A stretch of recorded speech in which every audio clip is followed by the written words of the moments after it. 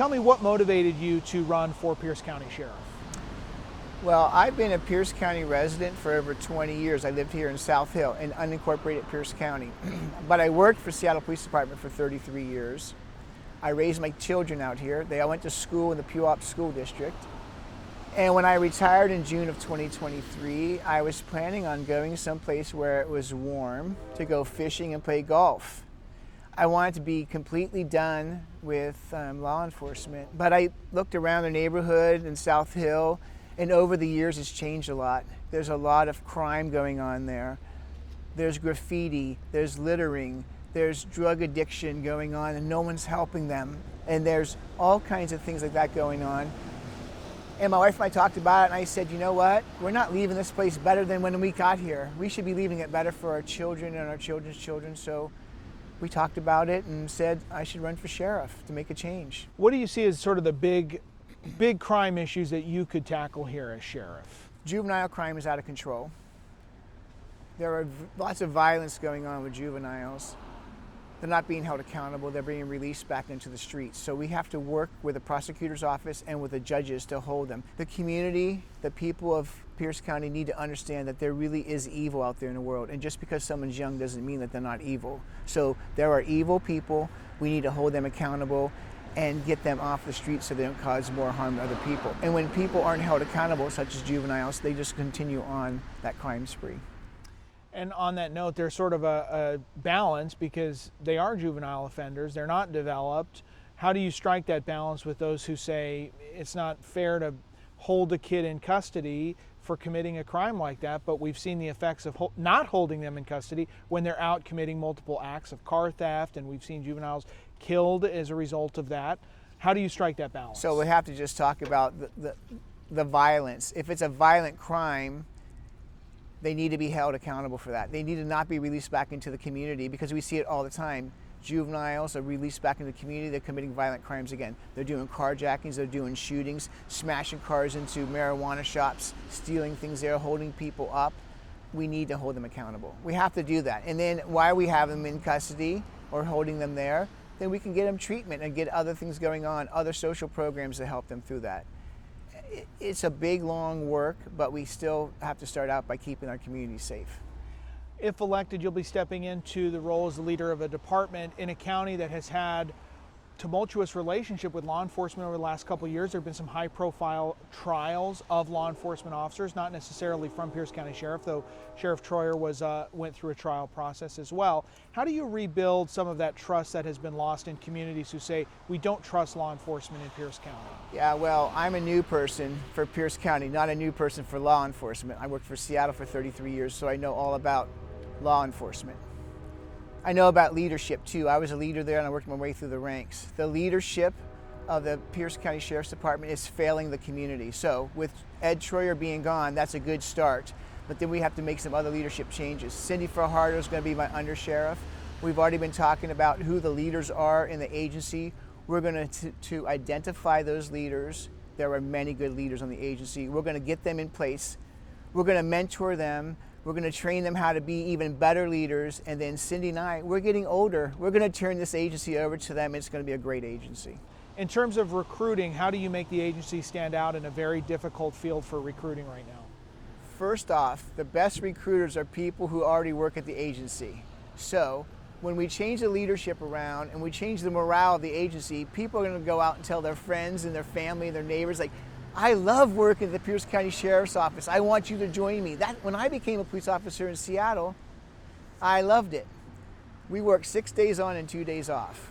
I just got out of the Army. I didn't know anything about union rules or anything like that. When I got turned loose on the street, was being a patrol officer myself, on my first day off, which was my 7th day of work or whatever, I showed up at work.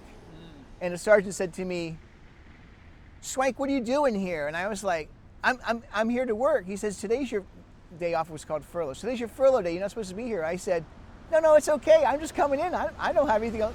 I love this job, right? And he said, no, we can't pay you overtime. And I told him, I'll do this for free. I love it. That's what we want to have there, right? He made me go home, by the way, because they would have to pay me overtime. But I didn't know about PR rules and everything like that, right? But that's what we want to have. We want to have people say that we have to say, no, you have to go home. It's your day off. You can't come into work.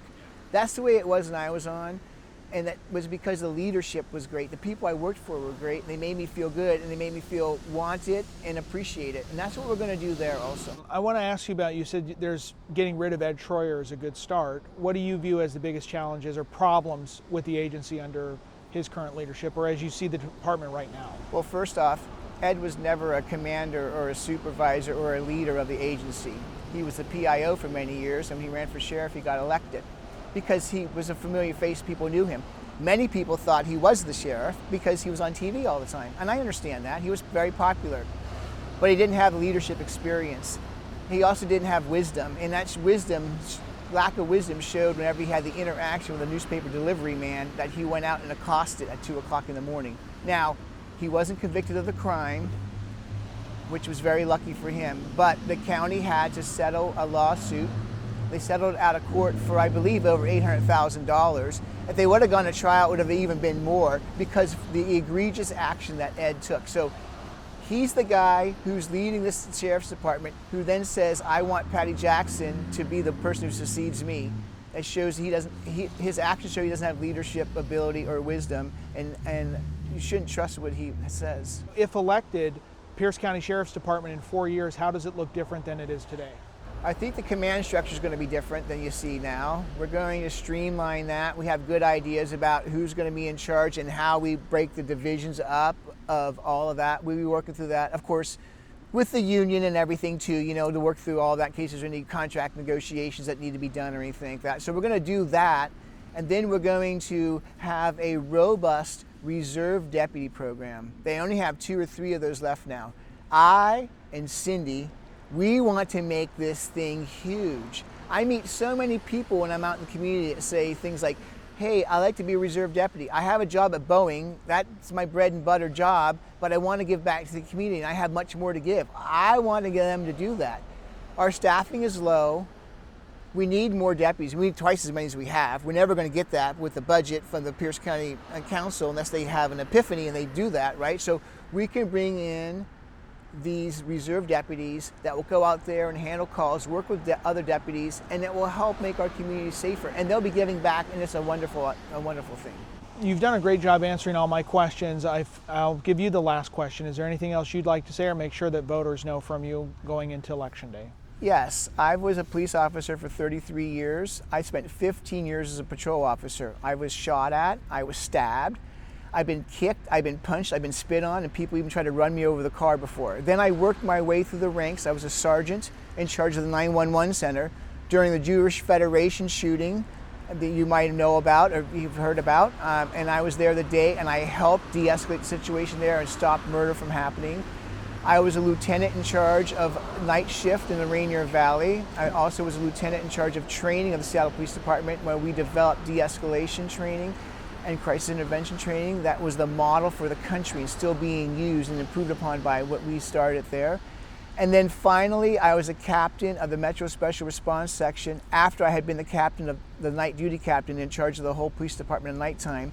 And I was a commander in the field on the day that we were finally allowed to take back the CHOP zone in Seattle. And I'm very proud of all my accomplishments. And with that, in contract negotiations and knowing about budgets, I know everything that needs to be known to be the sheriff of this agency.